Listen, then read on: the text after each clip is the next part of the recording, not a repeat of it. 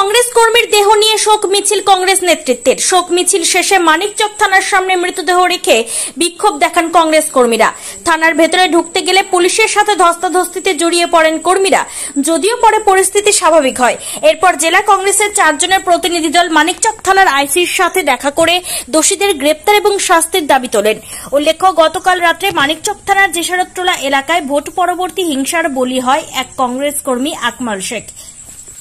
Bureau report, news for Bengal.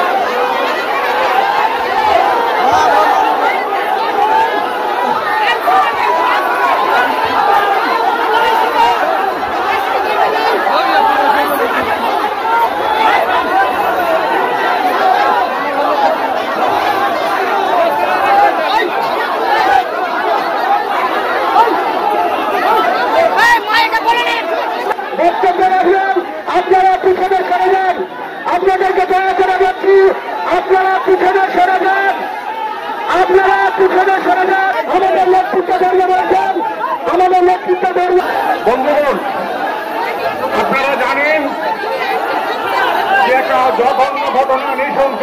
আপনারাকে অনুরোধ করছি, আপনারা উত্তেজিত হবেন না। উত্তেজিত হলে আবারও বলবো, সবাই শান্ত থাকুন। আমাদের যারা কংগ্রেসের নেতৃত্ব এবং আমরা যারা আছি, তারা আইসির ঊর্ধ্বতন অফিসার এখানে এসছেন। আমরা আইসির সাথে কোনো কথা বলতে চাই না, বললে পথ অবরোধ করবো। সরকার বলল থানাতে এসে আমরা আরো বড় রকমের নীতি করবে, আরো গুন্ডামি করবে, আরো এলাকায় এলাকায় সন্ত্রাস তৈরি করবে। আগামী পুলিশ প্রশাসনের কাছে আমাদের দাবি থাকবে যে অবিলম্বে ক্যাম্প করে কিছু হবে না, প্রতিদিন নিয়ে বসাতে হবে, তুলতে হবে যারা এর সাথে যুক্ত। আমি বলছি, আমাদের যারা প্রতিদিন ঘটাচ্ছে তাদেরকে ধরা হচ্ছে না কেন? সবাইকে পুলিশ প্রশাসনের কাছে আমরা যাব। আপনাদের শুধু একটাই আবেদন, আপনারা শান্ত থাকুন।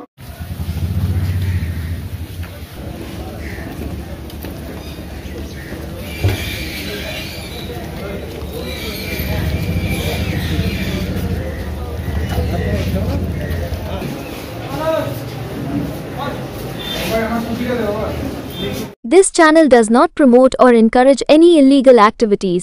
All contents provided by this channel is meant for educational purpose only.